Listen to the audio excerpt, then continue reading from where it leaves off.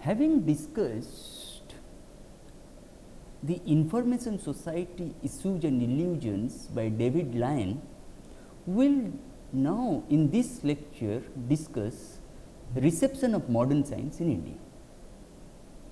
I mean, when I talk about the reception of modern science in India, I mean the way modern science was received during the colonial period and currently how it is being received. I mean in the context of post-colonial India. Modern science, when it was implanted in Indian soil, what we generally find that it elicited three responses from Indian intelligentsia. One is acceptance, secondly rejection, and thirdly ambivalence. We will discuss slowly what do they imply. I mean the argument is that, I mean which has been established historically, that when modern science was introduced in India, there was a section of the Indian intelligentsia which accepted modern science in both hands, because they could understand, they could foresee the transformative potential of science and technology in the Indian context.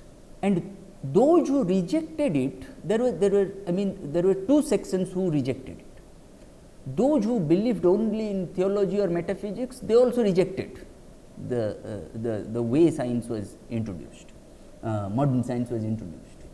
But there was another section which again thought, I mean another section which rejected modern science in India, they also thought that modern science again has been implanted in Indian context, in India, in Indian soil as a part of colonial dispensation and alien imposition. As a consequence of which, it leads to the third position of ambivalence, which suggests that yes, modern science was introduced in India, they could foresee the transformative potential of science and technology in India, but at the same time they were thinking that whether it is another ploy of the British for imperialist expansion. Okay? They were ambivalent whether to go ahead with Western science or not, modern science. Okay? Like Prafulla Chandra Ray, Hindu chemistry, life and experiences of a Bengali chemist, and so on. Okay? There are different positions. When we look at the perspectives to study reception of modern science in India, broadly they can be categorized under three perspectives. Maybe the colonialist perspective, the orientalist perspective, and the nationalist perspective, which has been sketched by Jahir Babar, one of the eminent scholars of history of science. But we are taking a nationalist perspective to understand this now. Okay? Why nationalist perspective? Not against the backdrop of the current debates on nationalism. Rather, nationalism as a part of anti-colonial struggles, okay, during the colonial period in Indian context. Okay. In this context, we are going to discuss reception of modern science in India. Okay.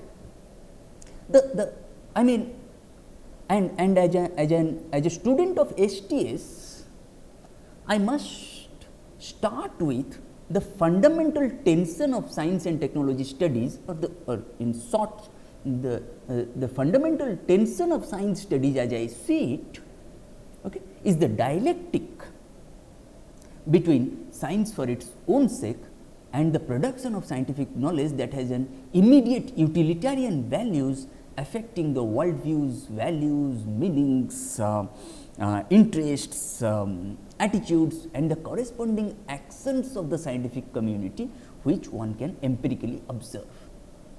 I am going to discuss reception of modern science in India by looking at a paper which I wrote maybe almost more than a decade ago, which was published in Current Science in 2006.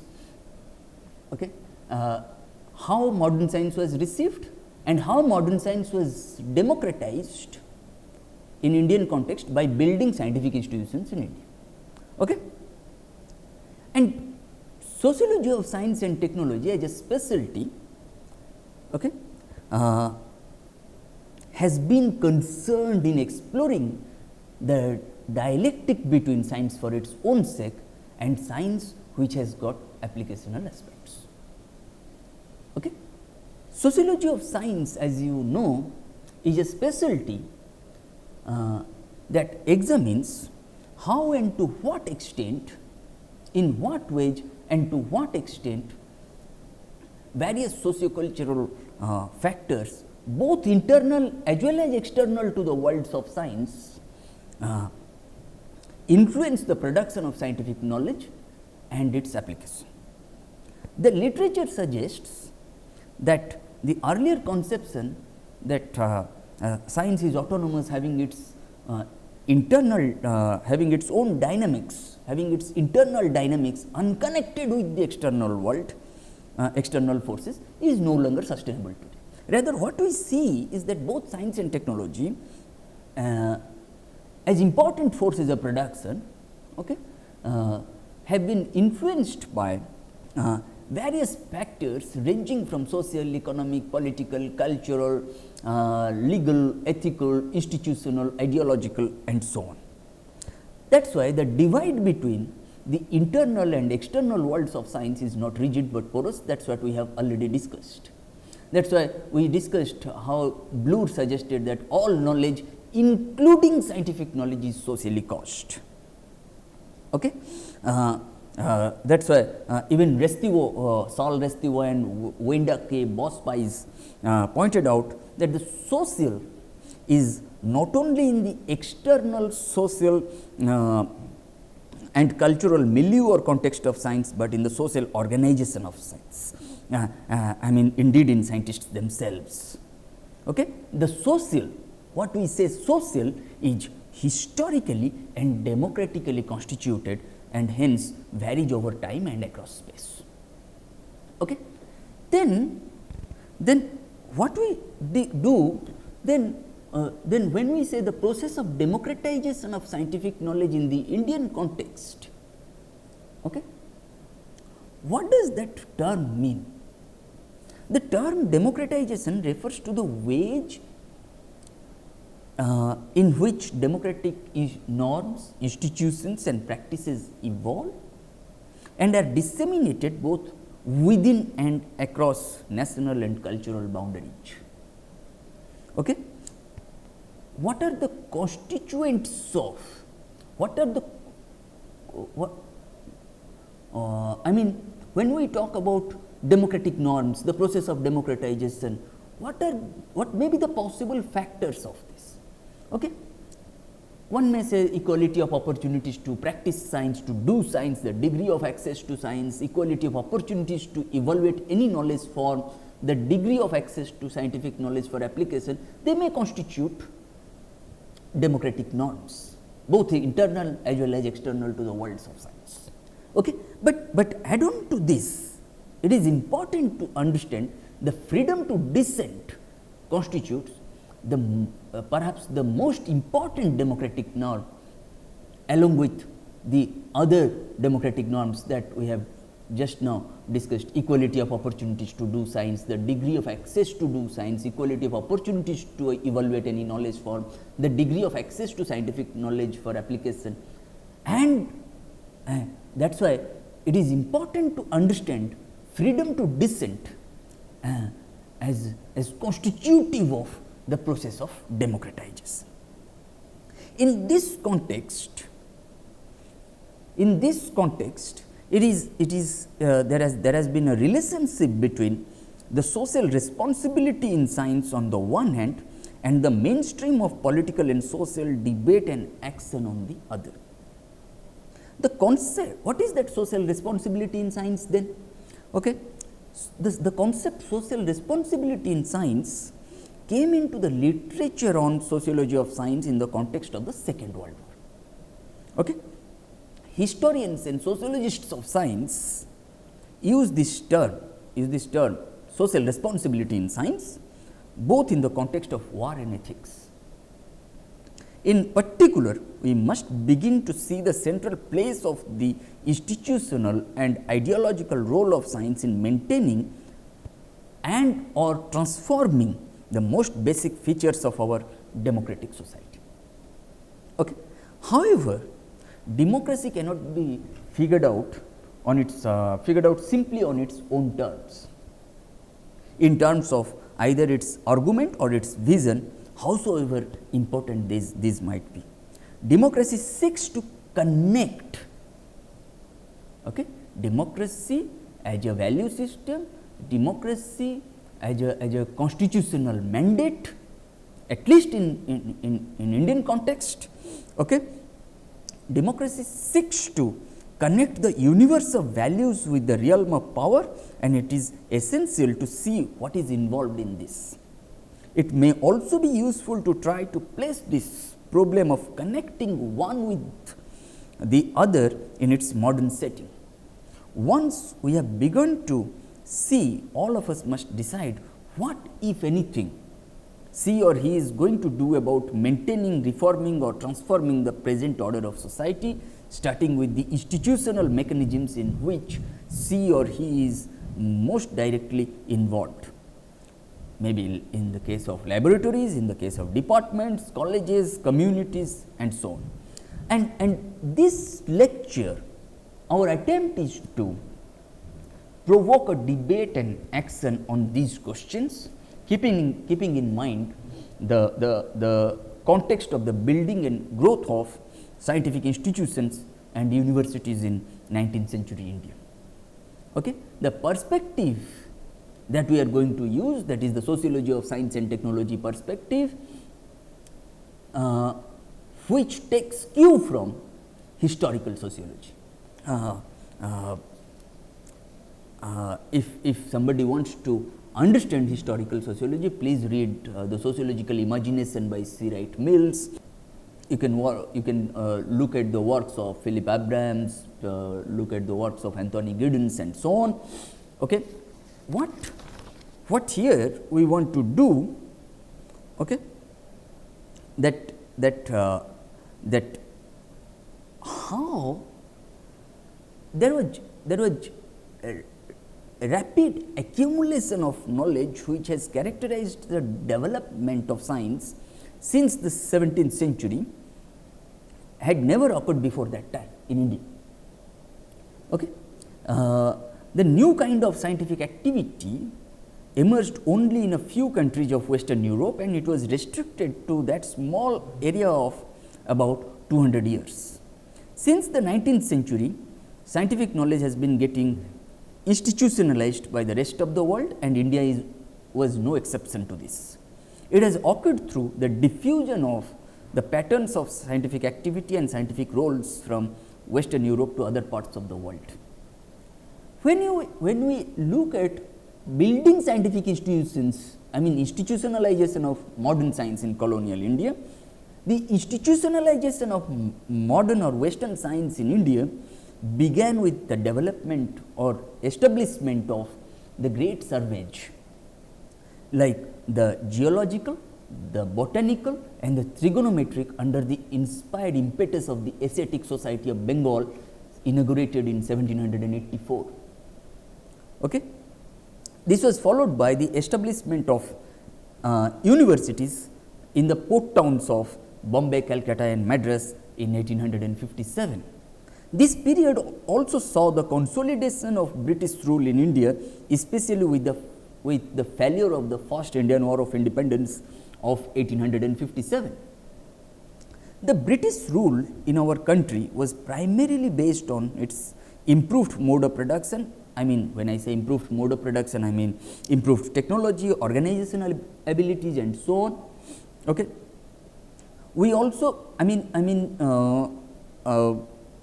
it was important for the colonial government to maintain its superiority if it were to continue its rule. colonization is always inimical to any organized development of creativity amongst the colonized. As India was a large country to be governed, the British realized that it was important to have a cadre of well trained Indians in all areas, including science and technology. Therefore, the British set up a small number of universities loosely based on the British pattern in the 19th century. In fact, till 1850, India had only one university founded at Serampore near Calcutta in 1818 by a group called the Dens. It was primarily a theological university. Between 1850 and 1900, 5 more universities were set up at Calcutta, Bombay, Madras, Allahabad and the erstwhile undivided Punjab, intending to cover the entire country. The first 2 medical colleges were set up at Madras and Calcutta in 1835. The first scientific research organization set up by an Indian, Mahendra Lal Sarkar, was the Indian Association for the Cultivation of Science at Calcutta in 1876. At the end of the 19th century, India had a total of 6 science related societies, including the Asiatic Society of Bombay set up in 1804, out of which 2 were professional societies, namely the Agricultural and Horticultural Society of India in 1820 in Calcutta and the Bombay Natural History Society in 1883. However, we must remember that modern science was not introduced in a vacuum, and that some of them like Ayurveda and astronomy were more democratized than perhaps modern science then or now. The colonial government started building scientific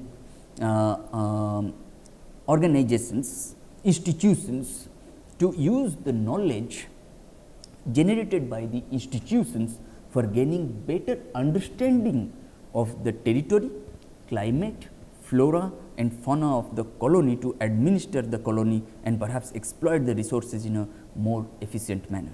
It is against this backdrop that the first generation of nationalist scientists attempted to build scientific institutions and democratize science,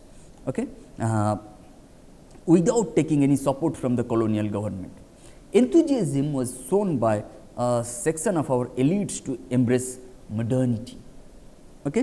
Modern science may also be construed as an attempt to get closer to the colonial rulers. That is why in the earlier lectures we have discussed collapse of the dreams of modernity in 1970s. I mean, because the way modernity was conceptualized for a long time, it was only European modernity.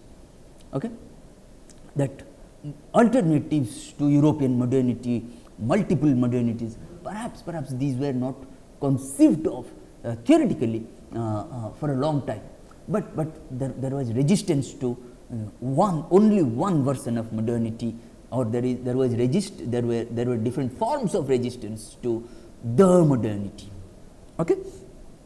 On the contrary, those who were suspicious of things Western or modern, including modern science, cannot be viewed as being opposed to democratization of knowledge or of society at large. Some of them at least did perceive modern science as a part of colonial dispensation and as an alien imposition.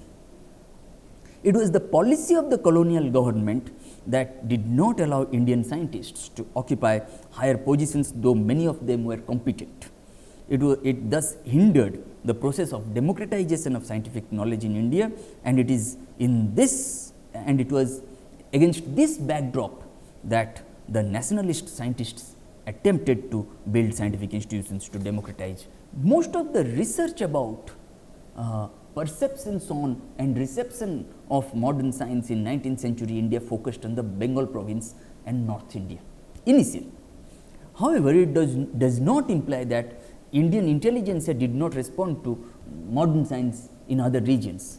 For example, The Madras presidency had instruments but no observatory. The East India Company had established an observatory at Madras in 1870. According to Kochar, it was the first modern public observatory outside Europe, and to use today's term, the first modern research institute in India. Okay? The East India Company had declared that the purpose of the Madras Observatory, okay, was to encourage the advancement of the knowledge of astronomy, geography and navigation in India. There were other more important things than doing science, such as increasing the company's revenue by improving irrigation facilities also. See why port towns were selected to create universities, because it was for the commercial benefit of the British Empire. Okay? Several astronomical observations were carried out by Goldington and his deputy Warren, both of whom were trained astronomers. While the British East India Company was reluctant to encourage observations in India, observatories in India. Okay. The establishment of the Nizamiya Observatory in 1908 in the Hyderabad state shows that the Nizam's regime was receptive and favorable towards the establishment and continuation of the astronomical observatory. This was partly because Hyderabad state was never under any colonial regime. Hyderabad was an independent state, right? Nevertheless, democratization of scientific and technological development remained a myth for the millions of the country. Only certain social groups of the society were able to receive and respond to the introduction of modern science and technology to the Indian soil. Now the question arises that which social groups were the first who received and responded to the introduction of modern science in India? Of course, not much work has been done on the transmission of scientific ideas between different cultures. An attempt has been made to understand as to how knowledge conceived of within the epistemological framework of one culture is received, adapted and observed by another culture. In the first half of the 19th century, both Hindus and Muslims had their own elites. However, paradoxically, it was only the Hindu elites drawn naturally from the upper castes, principally the Brahmins, the Vaidyas and the Kayasts in the Bengal province, who made contact with the British and eagerly sought after modern science, which took roots in Europe as a legitimate knowledge. Amongst the Bengali Muslims, there was a much larger socially and economically inferior stratum and a corresponding smaller aristocracy than amongst the Hindus. This fact in itself does not explain the almost complete lack of response of Muslims to English education in 19th century Bengal, nor were the explaints based on religious outlook for the Muslim response to different elsewhere in the country. For instance, between 1876-77 and 1885-86, 51 Muslims and 1338 Hindus took the BA degree in Calcutta. In 1870, only 2 Muslims, both of whom failed, wrote the BA exam, while in the same year 151 Hindus sat for the examination, for whom 56 received their degrees. In the northwestern provinces, Bihar, Odisha and Oudh, although Muslims were in a minority, the community-wise education pattern was quite opposite to that in Bengal. That is why Bengal was much advanced in terms of having inclusivity so far as different religious groups are concerned. Modern scientific ideas and techniques came to India in the wake of the British conquest, but they faced 3 major limitations. First, the scale of implantation and the degree of utilization was limited to suit the policies of the rulers. Secondly, the teaching of science was introduced merely to provide training in various branches rather than creating an appreciation of science as a tool of intellectual and social transformation. And thirdly, science was introduced in English. This is important. Science was introduced in English, not in vernacular languages. Consequently, instead of playing the role modern science played in Europe, okay, it became isolated in Indian context. It did not interact with different strata of society, but leaned heavily for its growth on the government and became an intrinsic part of the policies of the rulers. Yet, there was a section of the Indian intelligentsia that believed that the British civilization represented a new approach to life and nature, and therein laid the hope for the future emancipation of India. One aspect of this intellectual realization was the thirst for knowledge. This led to the formation of scientific societies and institutions by Indians to provide access to modern science. Okay? And most of the Indian intelligentsia, okay, or the cultural elite felt the need of imparting science education to Indians for exploring the new horizons of knowledge about nature and life. In contrast, it must be noted that when the British introduced Western education, they did not introduce science in the curriculum. Rather, they focused on literature, law, grammar, and so on.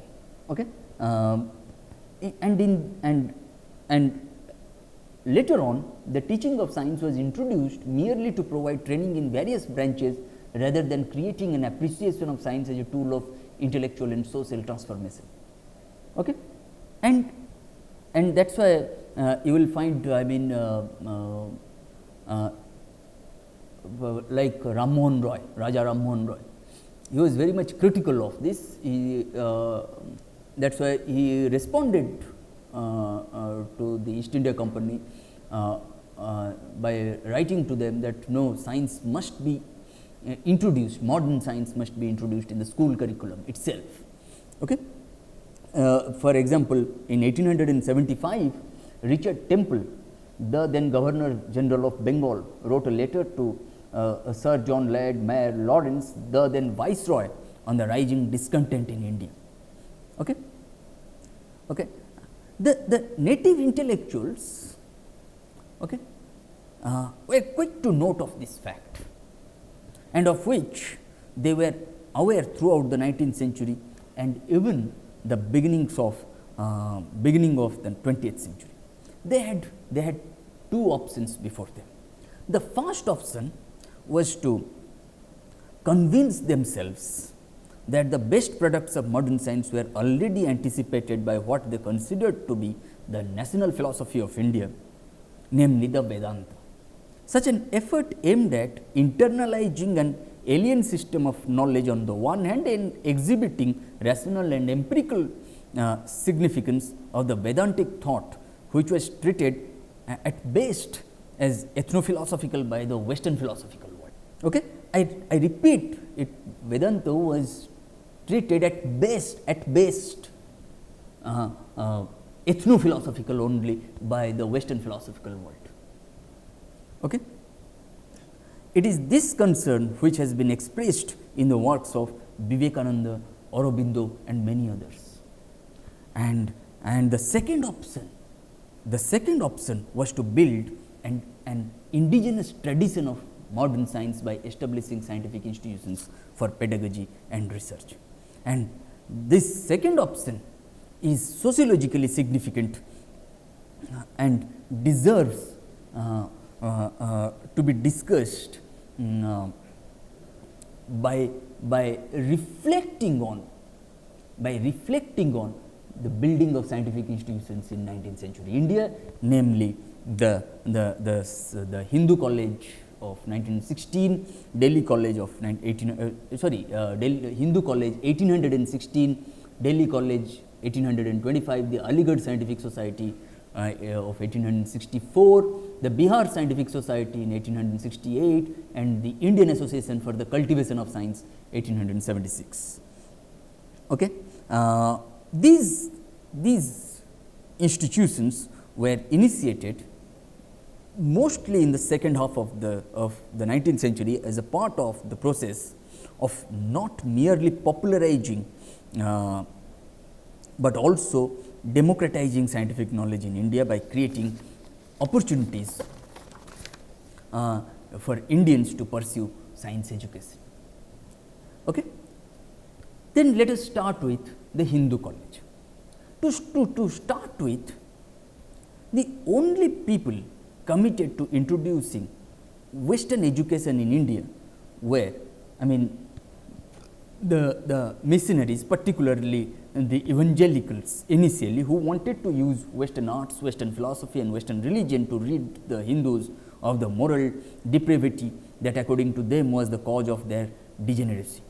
These attempts did not receive the expected enthusiasm from the Hindu subjects of Great Britain. In addition, there was not a way of going about imparting ideas to the latter.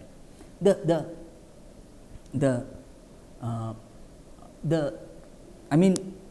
Hindu upper castes could not be convinced of almost any of their shortcomings, but they could not be called morally depraved. Attempts by both Orientalists and missionaries received no measure of official approval. Consequently, these attempts made little headway. In sharp contrast, however, a native gentleman community rose to the occasion, and these gentlemen from Bengal were better known as the Bhadralok, the gentleman community. Bhadralok in Bengal they are known as Bhadralok. Okay.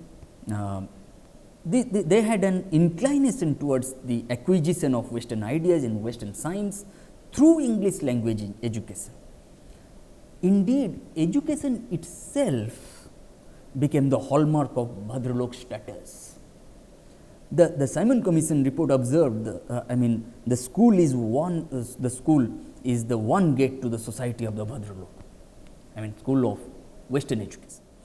Within the colonial framework, the conflict among the different systems of knowledge was also a conflict among the value systems.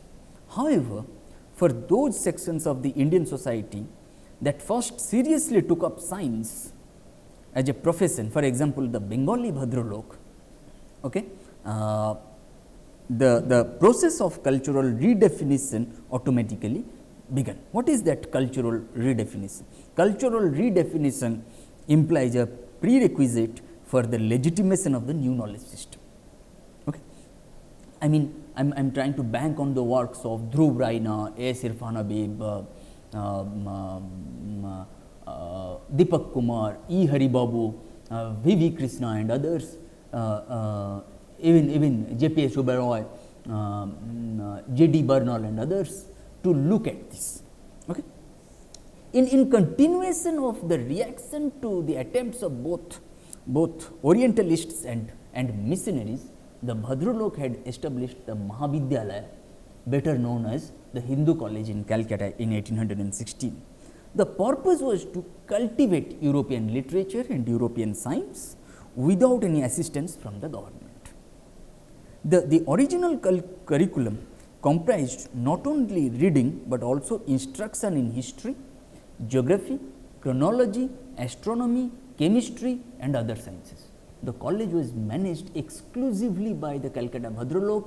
It was open only to sons of Hindu families. Please remember, it was open only to sons of Hindu families. There lies a sense of caste discrimination and gender bias. Okay? Despite this, its enrollment figures had touched 400 by 1828, and within 2 decades of the opening of the Hindu college, the demand for English education had led to the creation of a respectable number of English schools originating with the natives and deriving resources exclusively from them. Okay? In this way, the Hindu college was set up and run by the Bhadralok as a scientific institution that would not only introduce the application of modern science and technology to the Indians, but also show them the new horizons of life as a whole, thus extending the opportunities to pursue science education and a career in science. But the British were not interested. Please remember, the British were not at all interested to introduce science education into the Indian soil as a part of democratization. They opened a Sanskrit College in Calcutta in 1824 to teach Sanskrit, rhetoric, sacred literature, law and grammar to Bengali children. However, this was not what encouraged the new elite. I mean elite, when I say, I mean cultural elite, through education, elites through education. Okay? In this regard, the name of Rammohn Roy, Raja Rammohn Roy figures first. It is clear that the colonial government was not inclined to introduce science education and inculcate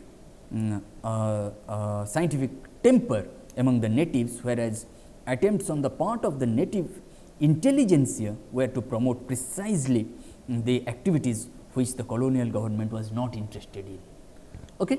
I mean, no account of India's development to modern times would be complete without a mention of Raja Rammohn Roy, an aristocrat from Bengal whose social reforms in the 18th and 19th centuries contributed towards narrowing the gap in attitude towards science and technology among the Indians, a term that is used these days, but which was not used during Rammohn's era, though it advocated, though he particularly advocated it in many of his speeches and works, is scientific temper.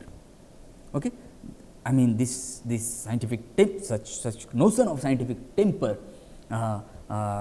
teaches us to sift the available evidence objectively and base our actions on a rational approach.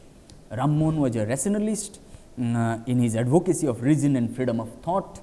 His criticism of the existing religion and its rigid practices and caste barriers was inspired by his desire to make religion consistent with the changing world of his times.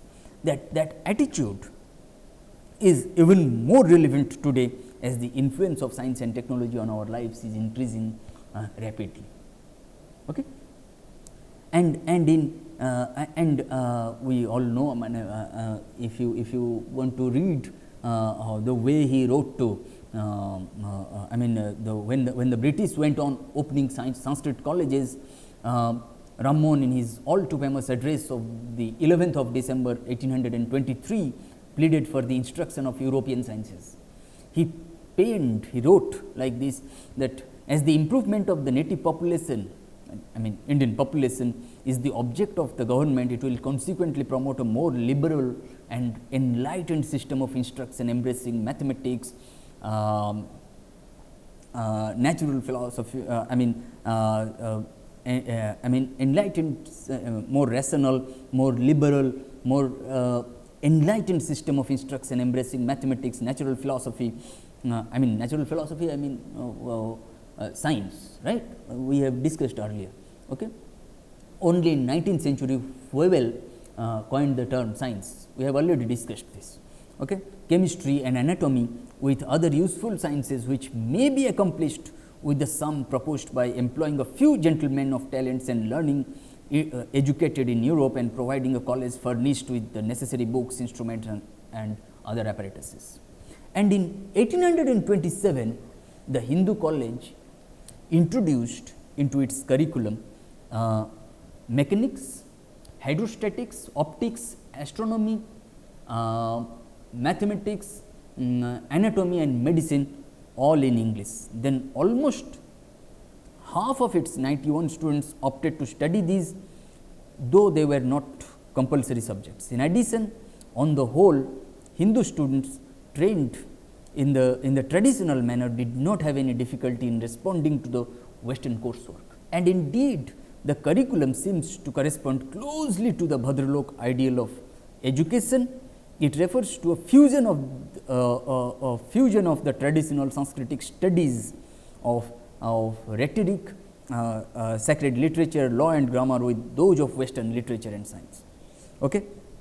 When you look at this, when you look at this, the Bengal province, okay, I mean in Bengal you will find that Hindu college, now it is known as the Presidency College, I mean Presidency University now. Hindu college and the significant and the role played by the Hindu college in democratizing science, and we must understand this, which is even relevant today. Let us now shift our attention to the from Bengal province to the northern province, I mean the Delhi College. Okay. Now it is known as the University of Delhi. Okay. I mean Delhi College played a significant role in the dissemination of modern science. It was originally established as Madrasa-e Ghajuddin by Nawab Ghajuddin Firoz Jung in 1772, was rechristened Delhi College in 1825. Okay. The college was set up to translate scientific books into local languages in general and Urdu in particular. Okay. The Oriental department of the college carried out studies in modern education through the medium of Urdu. In 1835, when the new British policy veered away from the concept of modern education through Indian languages, Delhi College took a bold stride in the reverse direction. Okay. The educational committee was created. The educational committee was created to translate into Urdu scientific books then taught in European schools. The English faculty of the college launched the Society for the Promotion of Knowledge in India through the medium of vernaculars, which subsequently came to be known as the Delhi College Vernacular Translation Society, and it translated as many as 125 books. These included chiefly Greek classics, Persian works and scientific treatises into Urdu. All these were translated in the space of about 20 years. The society fostered a rich and multifaceted education and transformed Urdu from a language of poetry to the transmitter of Western scientific ideas. Okay? And the new emphasis, the new emphasis on Western science attracted several young minds, and in a short span Delhi College had produced a few geniuses like Master Ramchandra. Okay? His work on differential calculus was published and noticed in Europe. Master Ramchandra was not only an erudite scholar of Delhi College, but also became a prolific teacher at the college. He started a paper in Urdu called the Fawaidul Nazarin, which played an important role in the dissemination of modern science in India. He also edited two more of Delhi's earliest Urdu newspapers, namely the Mohabbe-Hind and the Kiranus-Saden. The Mohabbe-Hind aimed at wide readership, whereas Kiranus-Saden later published various articles on scientific subjects. Delhi College had a well-defined school curriculum, which included a local language. Onto this were grafted European philosophy and science. Students at Delhi College showed clear-cut inclination towards a scientific rather than literary education. In Bengal, a sudden literary enthusiasm for the newly discovered English novelists and poets swept everything else over it. For translations into local languages, some European teachers like Boutros, a Frenchman, and Sprenger, a German, will be remembered for their sense of involvement. Probably this was the reason why learning in English was not, as in Bengal, regarded as vitally important. Indeed, Delhi College made a laudable and pioneering effort in the dissemination of modern science through the medium of local language. This had an immediate effect of increasing the accessibility to modern science to those who did not have exposure to the English, I mean to the English language. Okay? And so on. And within northern province, you will also find the Aligarh Scientific Society, which is now known as Aligarh Muslim University. Sir Syed Ahmad Khan, okay, established the Aligarh Scientific Society. The attempt was in the form of establishment of this society, Aligarh Scientific Society, in 1864. It was not only an attempt in imparting scientific knowledge, but also an effort in the direction of socio-cultural change in India. Sir Syed started his career as a clerk with the East India Company in 1838. He qualified 3 years later as a sub-judge and served in the judicial department at various places. Sir Syed Ahmad Khan had a versatile personality, and his position in the judicial department left him time to be active in many fields. His career as an author in Urdu started at the age of 23 with religious tracts. In 1847, he brought out a noteworthy book, author Ashanadid, I mean Monuments of the Great, on the antiquities of Delhi. Okay. He began by establishing schools at Moradabad in 1858, Ghazipur in 1863, and a more ambitious undertaking was the foundation of the Aligarh Scientific Society in 1864, which published translations of many educational texts and issued a bilingual journal in Urdu and English. The society, the Aligarh Scientific Society, translated around 40 European books dealing with history, political science, geography, meteorology, electricity, algebra, geometry, calculus, hydrology, agriculture, and so on. Okay. It is important. The objects of the society were to translate into such languages as may be in common among the people. Secondly, to search for and publish rare and valuable Oriental works. No religious work will come under the notice of the society. This society was absolutely secular. Okay? To publish whenever the society thinks it desirable, any newspaper, gazette, journal, periodicals, or magazine which may be calculated to improve the native mind, to have delivered in their meetings from time to time lectures on scientific or other useful subjects, illustrated when possible by scientific instruments. Okay. From these objectives, it is clear that the society was highly secular in outlook. It completely eliminated religion from its purview, which was something rare during the 19th century. The society also had certain political objectives. Okay. It sought to foster and encourage the growth of an enlightened public spirit.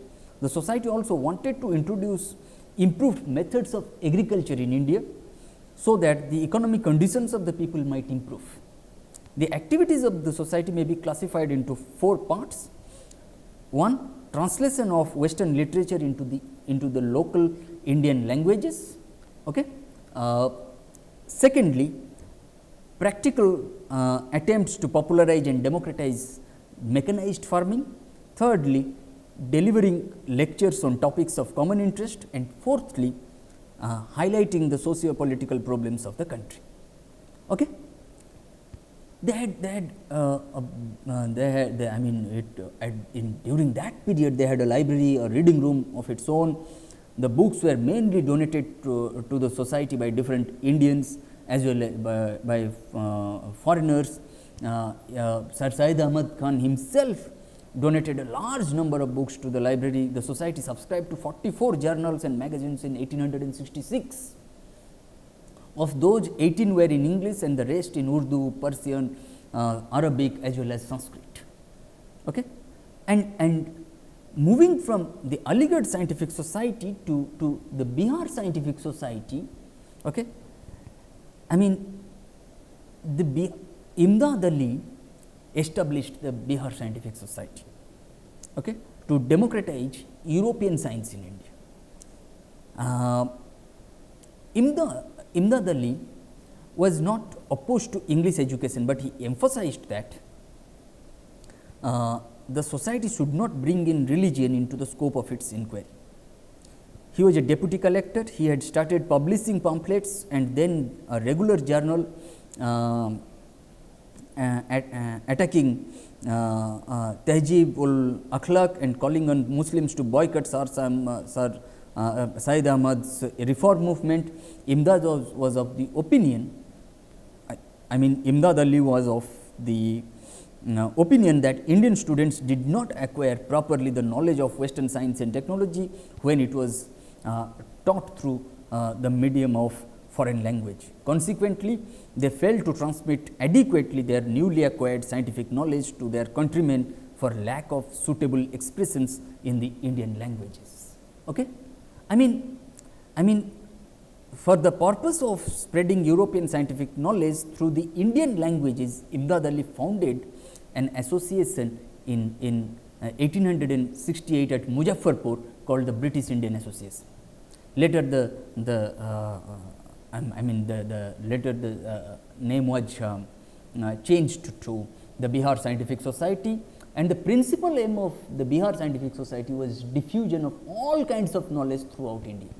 The emphasis was on bringing Western arts and sciences within the reach of even the lowest denominations of the society through translations in the local medium of Urdu, thus creating equality of opportunities to learn science in a stratified society. The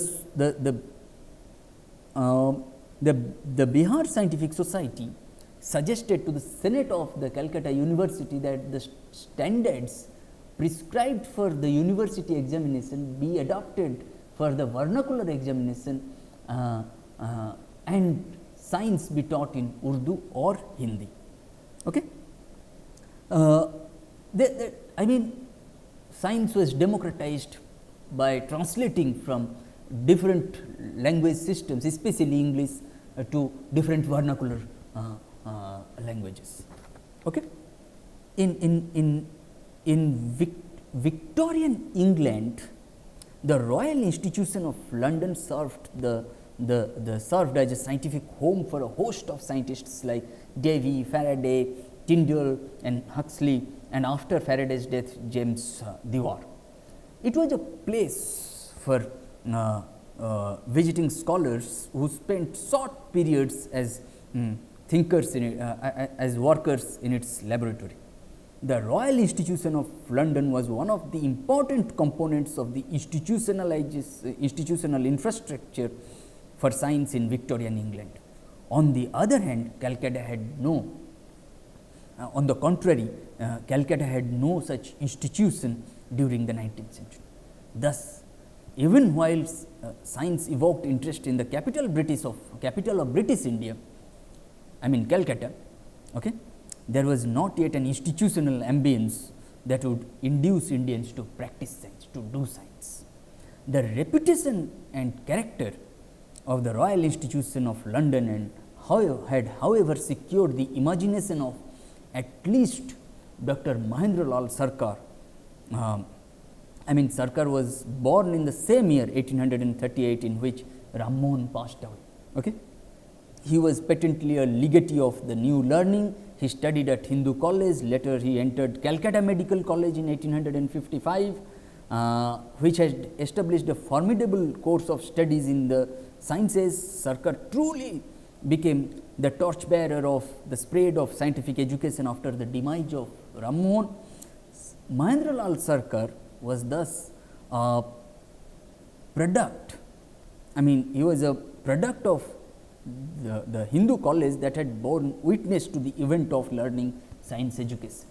He obtained first a licentiate in medicine and surgery in 1860 and then in 1863 the degree of Doctor of Medicine, a rare achievement for an Indian at that time.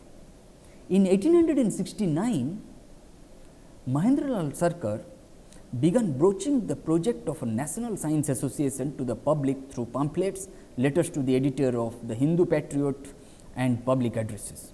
In 1876, he founded the Indian Association for the Cultivation of Science.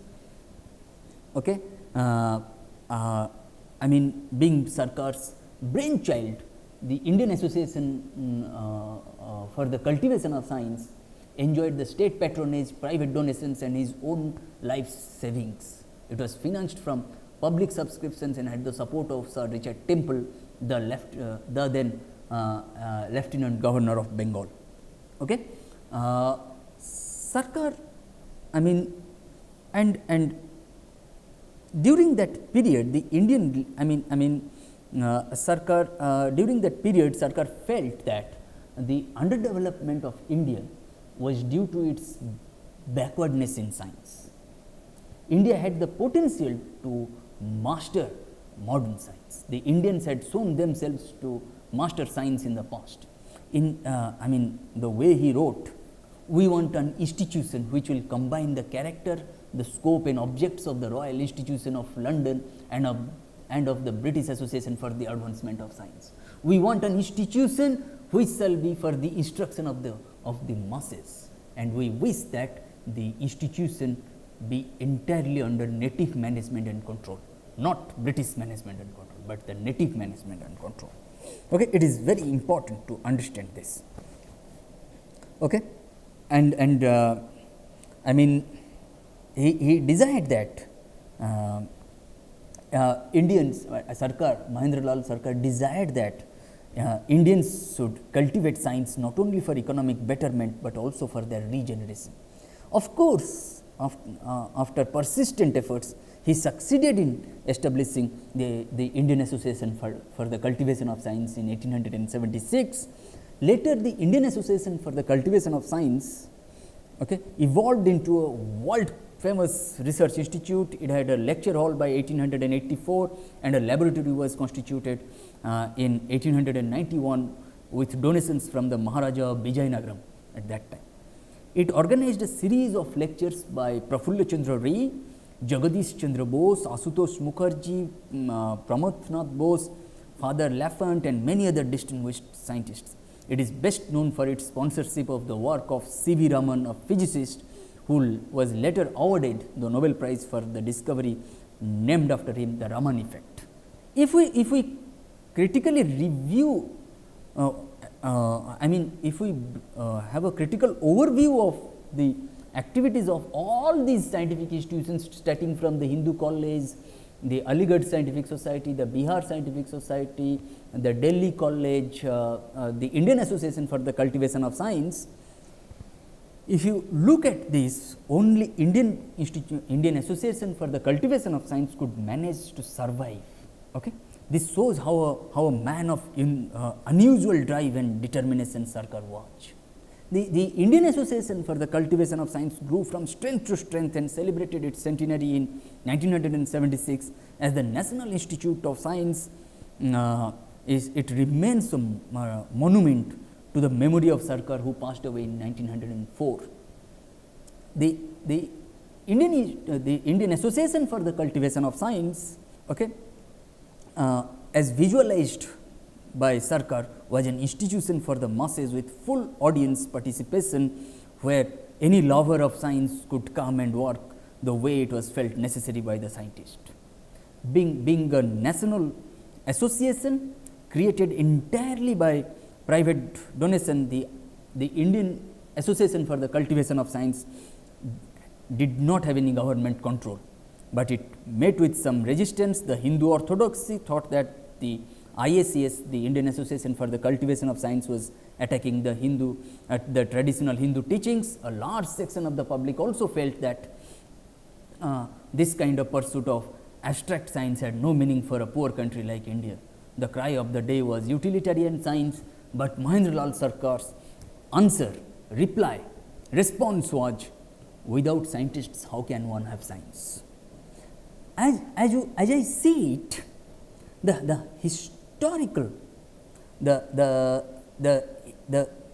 historical survey, then in the 20th century you have seen the Indian Institute of Science, Bangalore, the Tata Institute of Fundamental Research in Mumbai, and many CSIR laboratories, many universities came up which tried to pursue science education in India.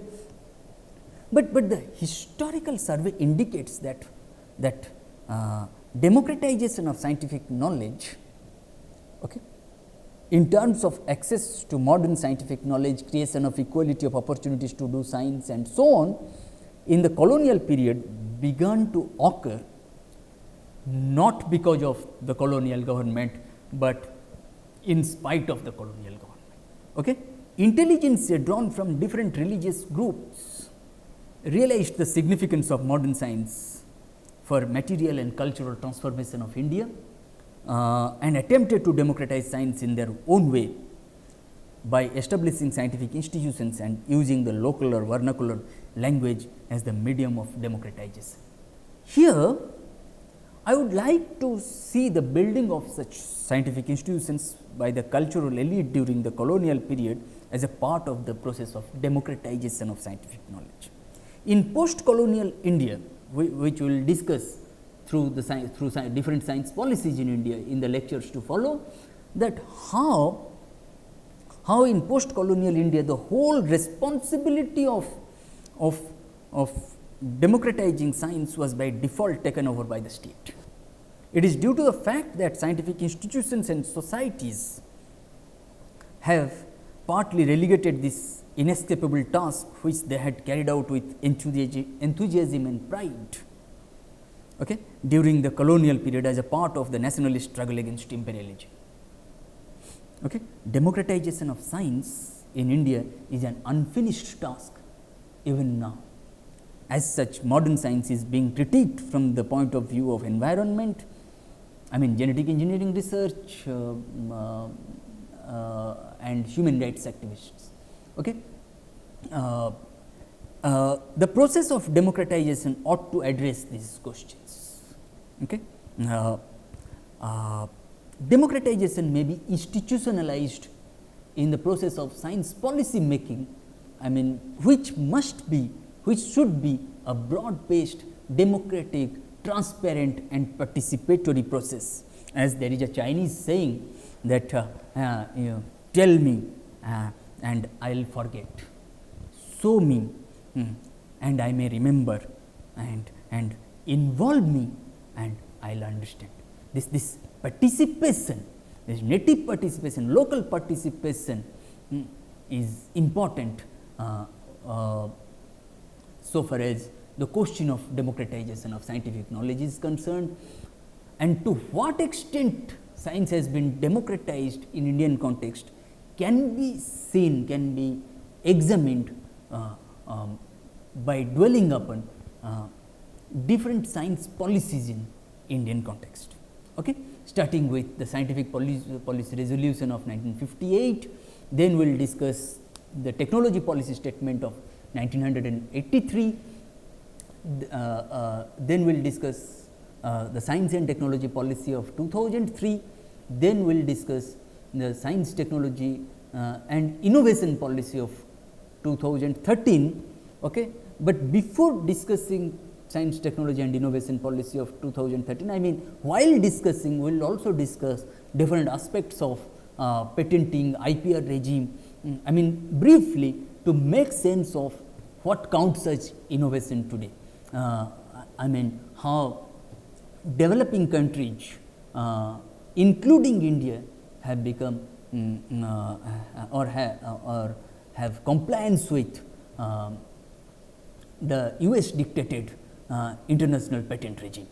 Okay. In the lectures to follow, we will have detailed discussions on science policies in India. Thank you.